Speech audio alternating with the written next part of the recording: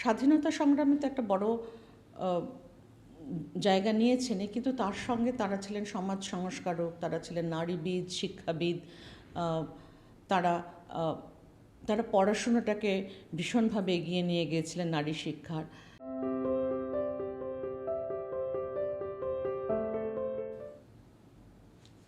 নমস্কার, অপরাজিতারা পর্ব 30।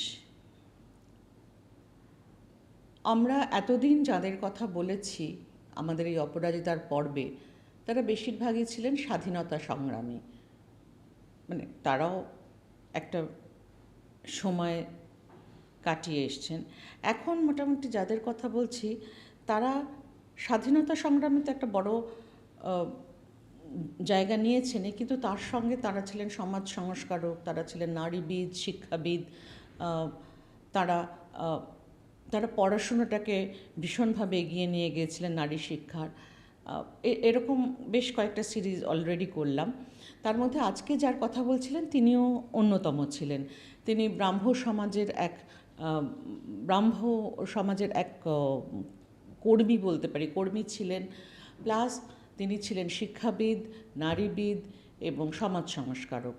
মানে এদের খুব একটা এক কথায় বলা যায় না, এরা একটা দীর্ঘ সময় আরও বোধহয়, কারণ এই সময়টা, যাদের সময়ের কথা বলছি, এই সময়টা বাংলায় বলতে পারি একটা অনেকগুলো ঘটনা পরপর ঘটেছে। তো তাঁরা যেহেতু সব কিছুতে এগিয়ে গিয়েছেন বা তারা ভীষণভাবেই মানে বিপ্লবের সঙ্গে যুক্ত থেকেছেন, তাই তাঁরা না অনেকগুলো জায়গায় তাদের পায়ের ছাপ রেখে গেছেন। সুতরাং একটা জায়গায় তাদের আটকে রাখা যায় না।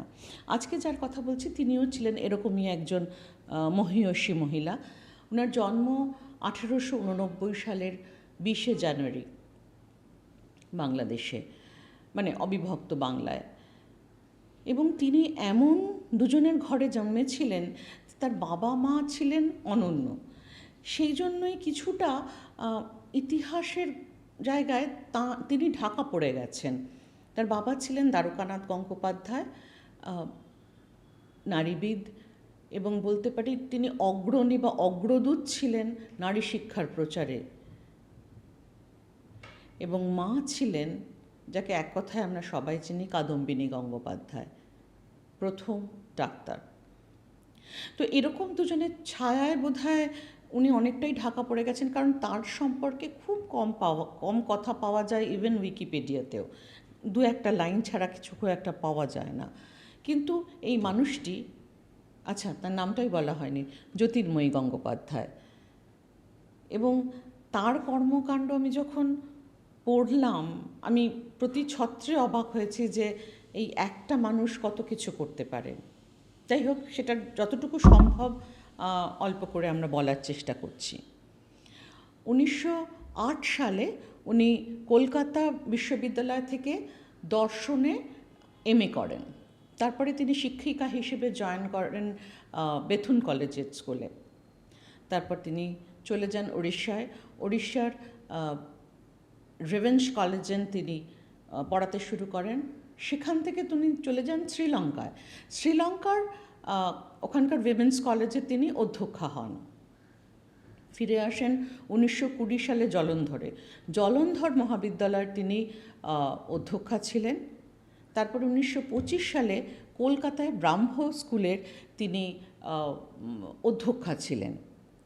তিনি মানে তার যদি দেখি, তিনি শুরু করেছিলেন কলকাতায়, গেছেন কটকে, গেছেন শ্রীলঙ্কায়, তারপরে জলন্ধরে, আবার ফিরে এসছেন কলকাতায়। মানে পুরো উপমহাদেশটা বলতে পারি বা সাউথ ইস্ট এশিয়ায় উনি নারী শিক্ষার প্রচারে একটা বিশাল ভূমিকা নিয়েছিলেন।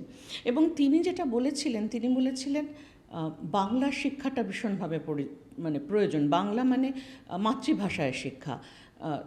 মাতৃভাষায় শিক্ষা না হলে শিক্ষাটা সম্পূর্ণ হয় না। সেটাই ছিল তার প্রধান বলতে পারি বিদ্রোহ সকলের প্রতি, যে ইংরাজি না, বাংলাটা শিখতে হবে। শুধু নারী শিক্ষাও নয়, নিজের ভাষায় তাকে শিখতে হবে। শিক্ষা যেমন তার জীবনের একটা অংশ ছিল, তার জীবনের আরেকটা অংশ ছিল আন্দোলন। তিনি ভারতীয় কংগ্রেসের স্বেচ্ছাসেবী নারী সংগঠন গড়ে তোলেন। তিনি গড়ে তোলেন student association of social services.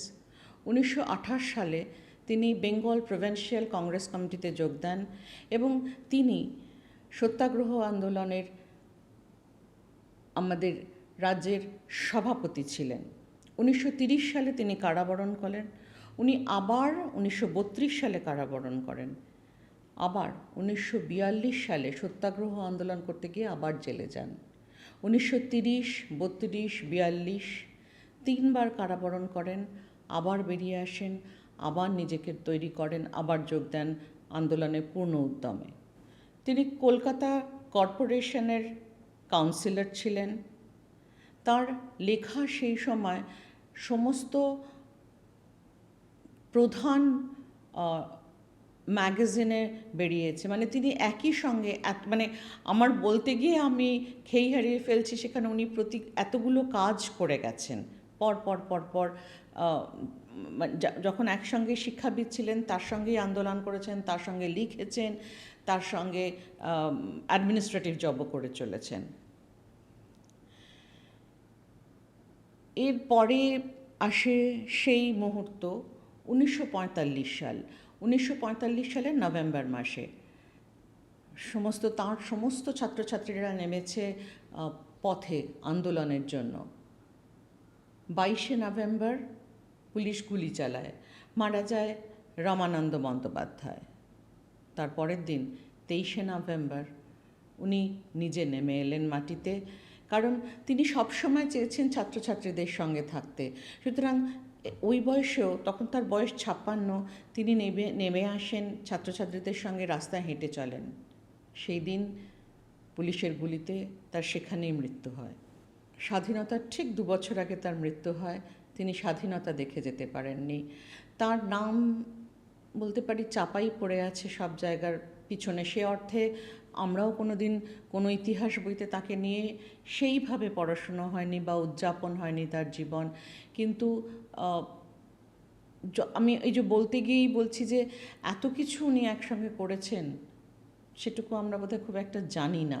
সেই জায়গাটাতেই আমাদের, সেই জন্যই অপরাজিতারা নিয়ে আসি আমরা প্রত্যেকবার এরকমই কিছু মানুষের কথা, মহিলাদের কথা, যাদের কথা ইতিহাস ভুলে গেছে, আমরা কোনো জায়গায় সে অর্থে পড়িনি, তারা উদযাপিত হননি, যদিও তারা সেসবের খুব একটা তোয়াক্কা করেননি, কিন্তু তাহলেও আমারও তো কিছু দায় থেকে যায়। সেখান থেকেই আজকে কাদম্বিনী গঙ্গোপাধ্যায়ের উদ্দেশ্যে আমাদের শ্রদ্ধার্ঘ্য নমস্কার।